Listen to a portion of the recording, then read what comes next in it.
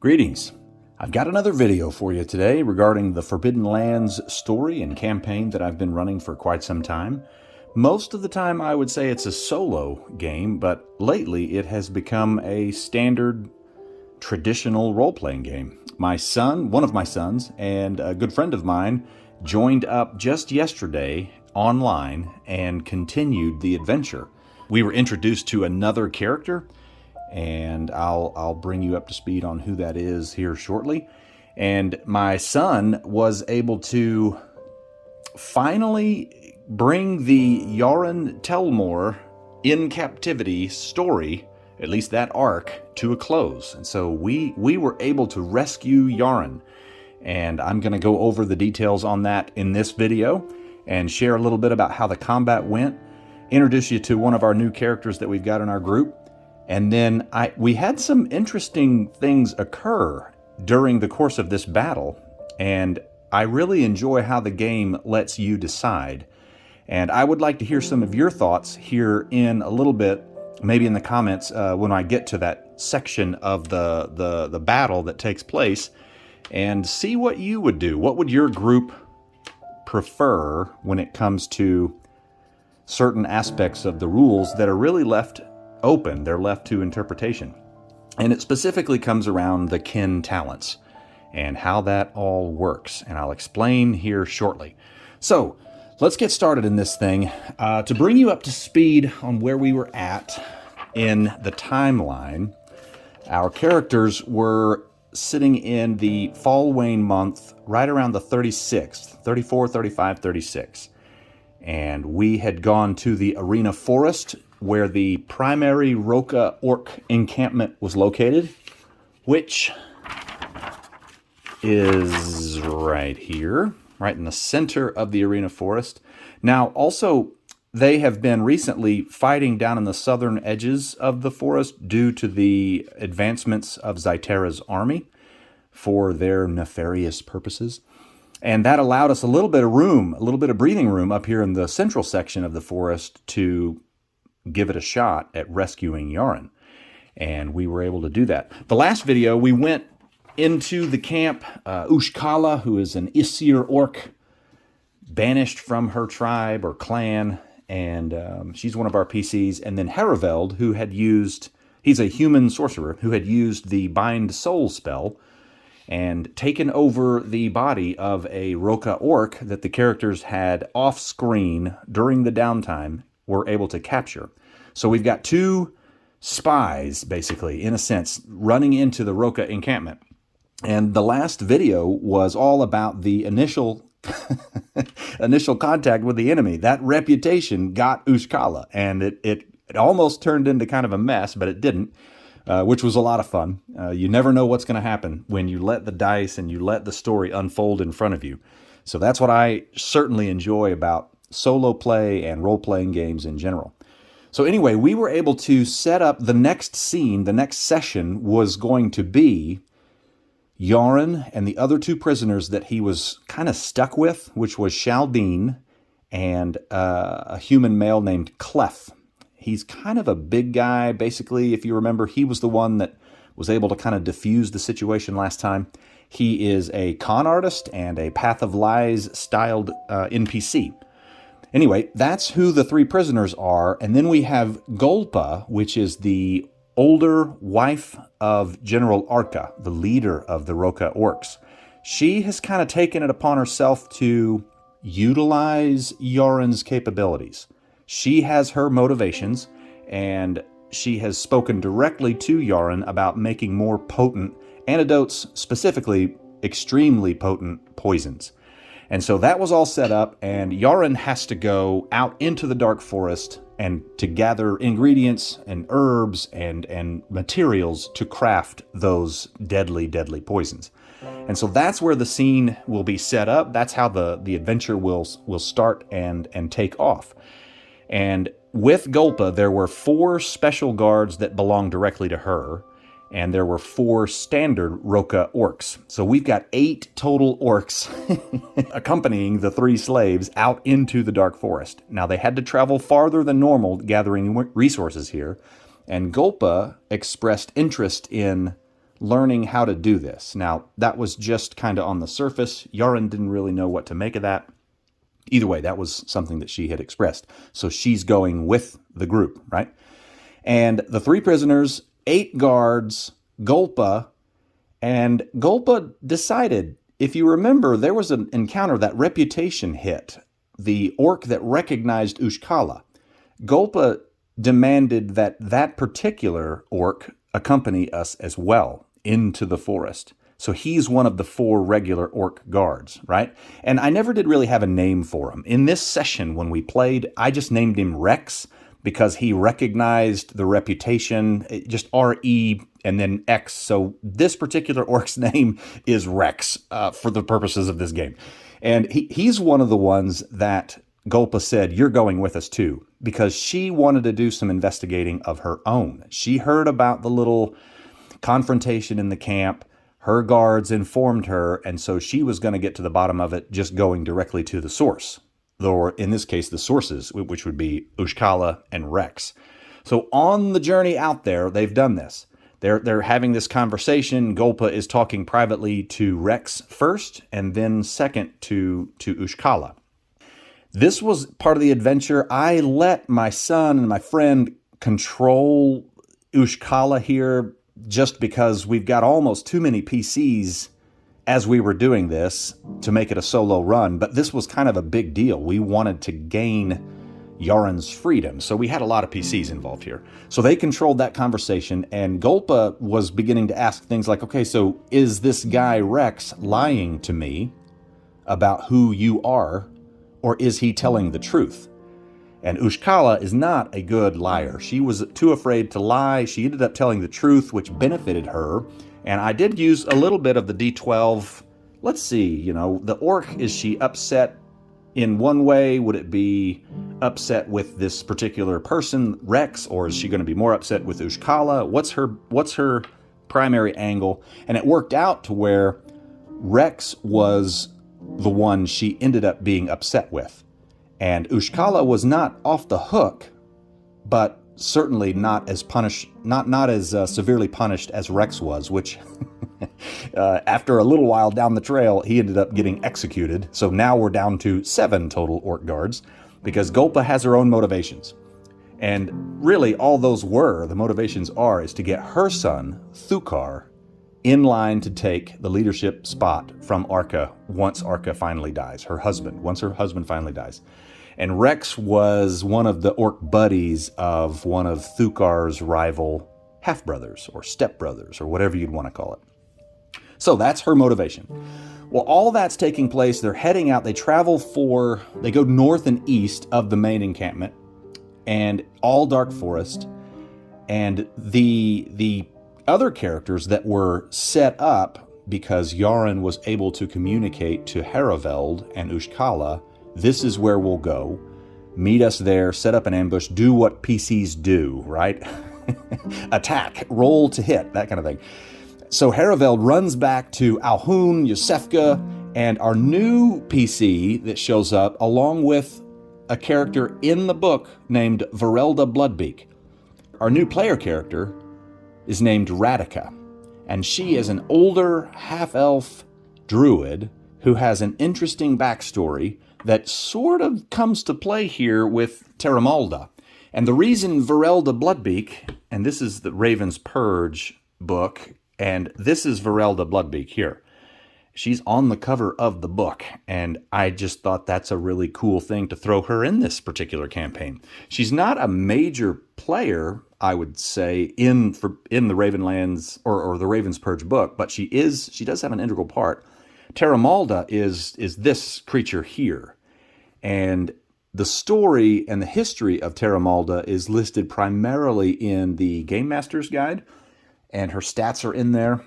Virelda Bloodbeak, her stats and story is listed in the Raven's Purge book.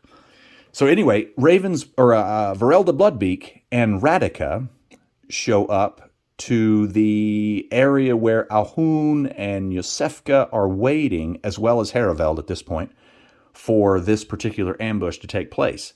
And it happened the day before, something like that. And Virelda and the characters talk, and they strike a deal. Virelda Bloodbeak is hunting Teramalda, who is somewhere in the vicinity. Virelda is a vicious raven sister on the warpath against any and all things Rust Brother, Iron Guard, Zytera's armies that she can get her hands on, right? And so she says, I'll help you free your prisoner, your buddy, if you help me defeat Teramalda, who is in the area.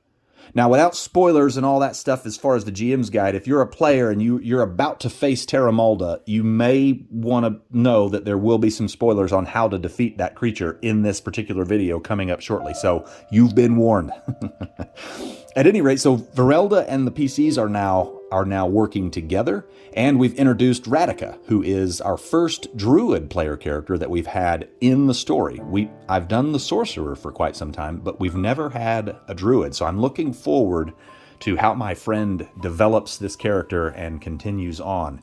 She's described as an older, kind of a thin, half-elf woman was kind of like a town.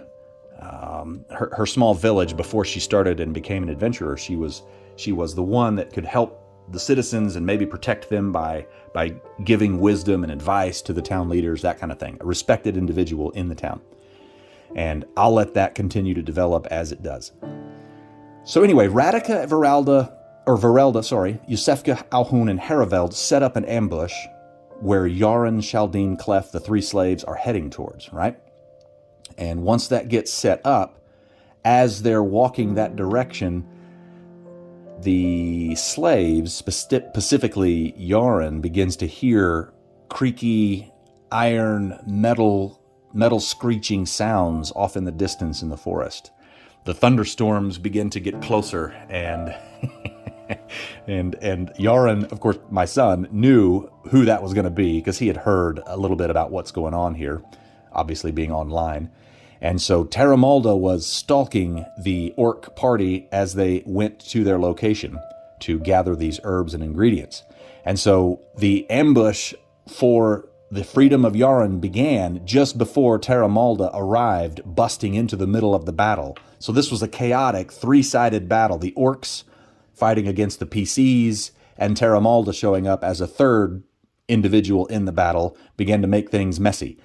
And the PCs did a really good job initially because when you have the jump on your target, it really gives you an advantage. We were able to take down 3 of the Roka orcs pretty quickly. Ushkala was kind of stuck close to the slaves, and so she worked on freeing the slaves. Their chains, they were chained together, but they also had a chain leash, so to speak, that one of the orc guards had affixed to their arm or they had on their person. So Ushkala cut that. So now at least the 3 slaves could leave the battlefield. Teramalda comes busting in at about round 2 or round 3 of the entire battle. And the 4 guards that were assigned specifically to Gulpa surrounded her and protected her. That's their job. And the Roka orcs, I gave them their normal stats are in the Game Master's Guide. The Gulpa specific guards for Gulpa, I gave them a little bit extra. They had a little bit better armor. They had a better helmet, or a helmet just to begin with, and a shield. So they were going to be a tougher fight. And our characters worked on the outliers first, and then we were going to make our way towards Gulpa's guards if needed or as needed. Well, Teramalda threw a big monkey wrench into all that. She showed up and started basically randomly determining, I randomly determined which targets she would go after. And initially she started walking towards Gulpa and the orcs, which was great for us.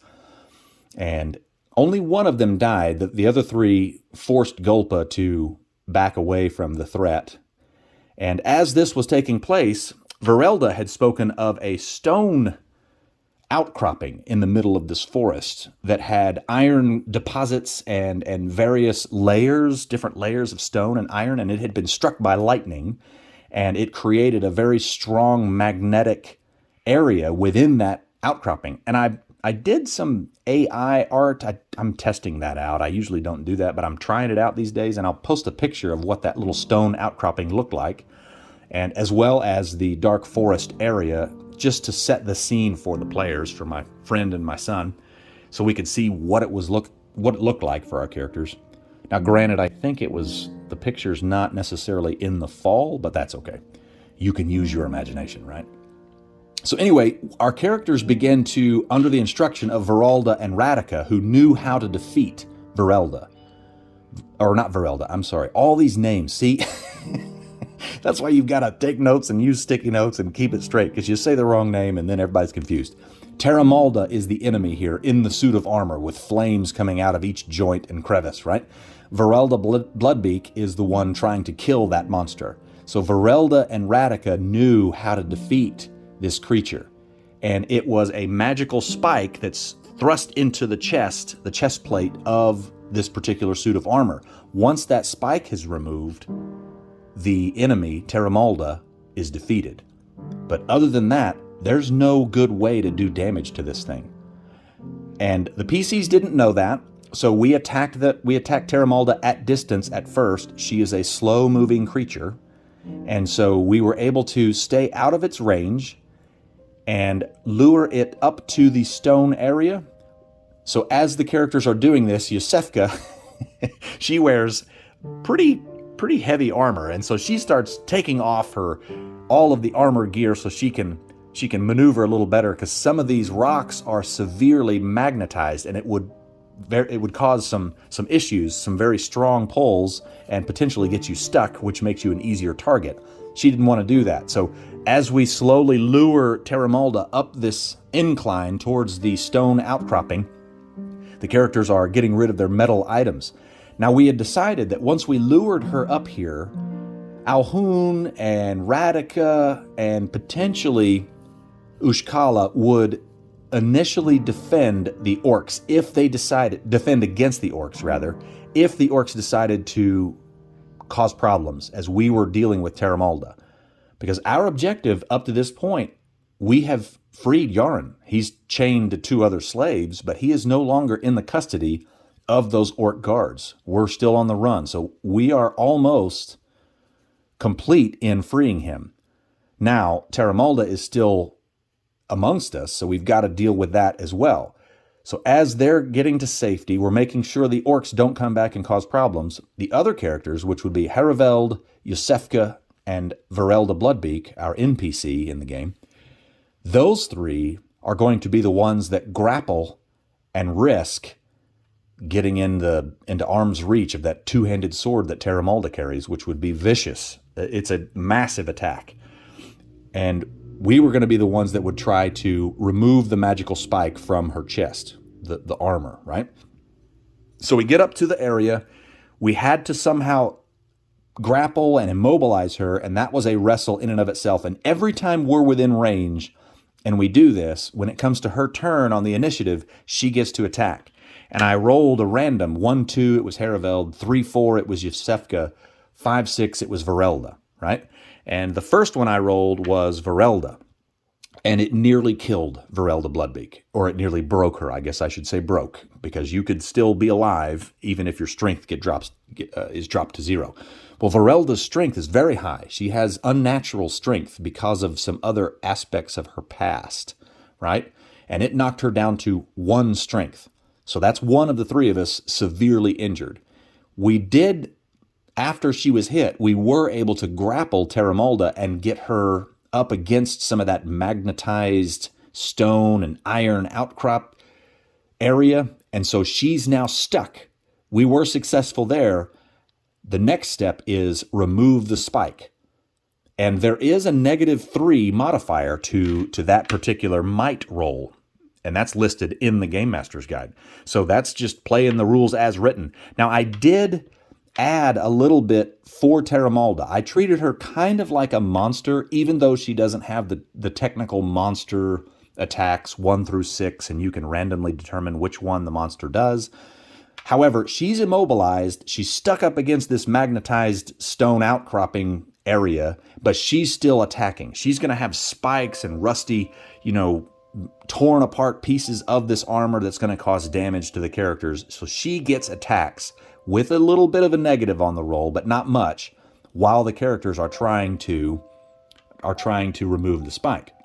And again, Virelda Bloodbeak did not leave, so she was still one of the 3 options when I rolled. Well, the next time Teramalda got to attack, I rolled a 1, which was Haraveld. Now, Haraveld currently is in the body of a large Roka Orc soldier. And here's where the question comes into, how would you play this? The way the attack went, Teramalda was rolling very well. Our characters were not rolling very well. Now, Teramalda has a lot of strength, and she's rolling a lot of dice. And I rolled vicious with her. And that 2-handed sword is a 3 damage weapon. So if you roll, all of your successes, you're starting out with 3 points of damage, and then you add all your other successes on top of that. So Teramalda hits Haraveld and does enough to completely and utterly break him. Now, Haraveld's human strength, his human stats, that's 3. The Roka Orc would be a strength of 5. So the question is, how do you play that? It doesn't say if you take over the body of someone, you take these attributes and then you keep these others for yourself. It doesn't say that. In other games, Magic Jar is a spell in Dungeons & Dragons, the old school D&D as well as later editions, Magic Jar does get into some of the weeds in that. Forbidden Lands, Bind Soul does not. It lets you figure out the weeds. And so we had a good time discussing how that would work. So we decided to go with Haraveld as an orc takes the orc's strength. So I'm a big, brutish orc. I can carry more than I normally would. I'm taller than I was. My physicality is the orc, right? So I had 5 strength in this instance. Now it broke him still. The next question is unbreakable. That is an orc kin talent. Now, how would you play this? Would you make it to where the adaptive talent that belongs to humans is the only talent that Haraveld could have? Or in the Bind Soul spell, would Unbreakable take the place until he goes back to his human body, which would be adaptive? So how does that work? We talked back and forth for a little while. We didn't want to talk so long that it interrupted everything. But I throw that to you. How would you play that? And I'll tell you how we did it, and it worked out really well. But let's just give you some examples real quick. So say Haraveld, a human, casts Bind Soul and somehow ends up in a goblin's body, right? The goblin can see in the dark. Does that mean Haraveld cannot see in the dark if we stick with just adaptive? Or does the physicality of the body, the goblin body that Haraveld is in, does that allow him that nocturnal kin talent? And in this case, it's the unbreakable talent. So we were thinking about that, and it makes sense if you've got that physicality, if you're built that way, and then all of a sudden I take over as a caster, as a sorcerer, that body, I would gain those physical abilities. But what if, let's do it in reverse? Now we're getting into the weeds. What if you are an orc sorcerer and you cast Bind Soul and you take over a human body? Now, adaptive, that doesn't necessarily seem like a physical thing that humans have. That seems more like a human trait to resilience, a human trait to adapt. It's not necessarily how they're built. You could make an argument for that, or you could make an argument the other way. We didn't want to get so complicated that we lost ourselves in the game. So here's what I did. There was an opportunity earlier in the game where I said, could I use adaptive here potentially and gain dice on this next roll? And I said, no, actually, I'm in an orc's body. I'm not going to do that. And I didn't think much of it beyond that right there, because I had considered this little dilemma. I didn't know that it was going to come to a make or break moment. So I decided not to use adaptive when I could have earlier in this session. So I took that off the table. But then later, when I got hit by Teramalda, it came up. So what about Unbreakable? Can you use it?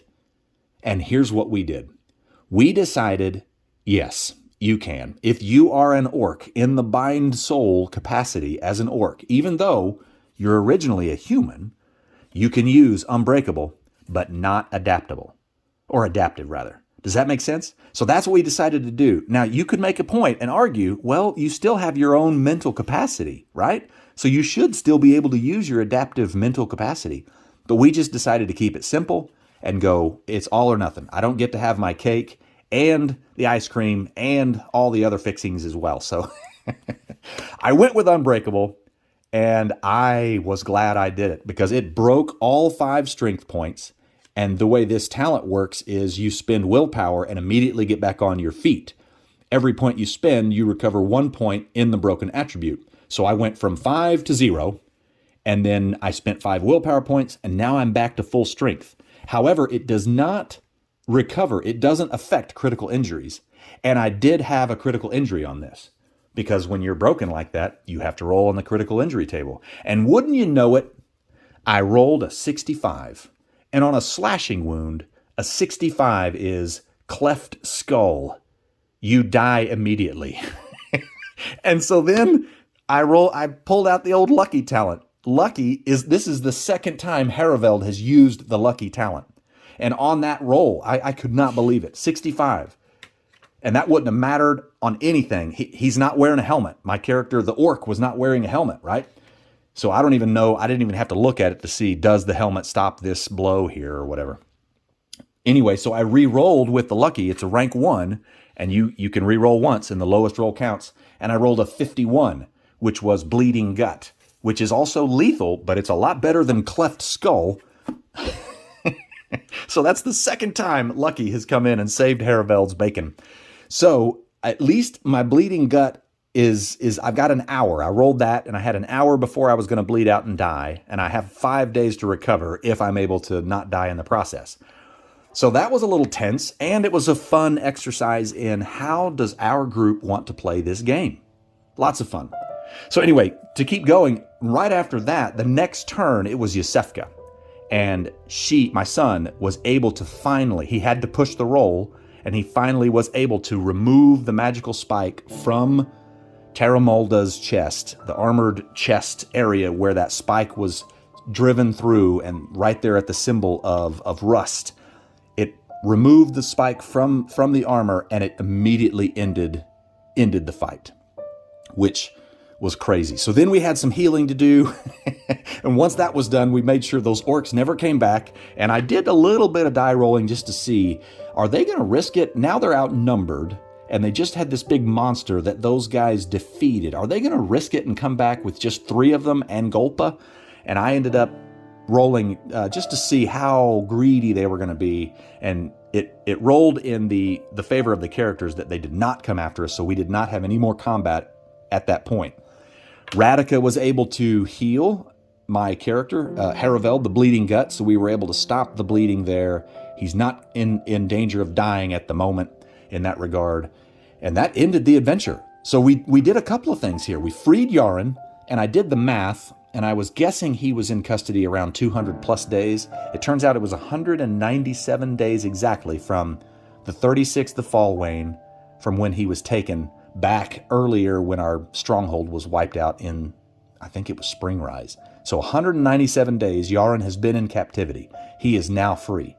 And in the process, we were able to defeat Teramalda with Virelda's assistance. And in the game, she can come back later, and I'm not going to drop any spoilers here, but she's definitely a friend and now an ally of the PCs. And Teramalda is off the board as far as my campaign goes. And so that changes things here, and that potentially could help in the end, the big bad boss fight at the end. But that's all I'll say about that. So either way, your campaign may play out differently, and if we do this again, it could play out differently the second time through. So that's how that combat went. It was a lot of fun. It was crazy cool, and I recorded some of it, and it's just, I don't know how well that stuff turns out, especially online. Maybe one of these days, if I get better at cameras and audio and video, I can record some of that stuff.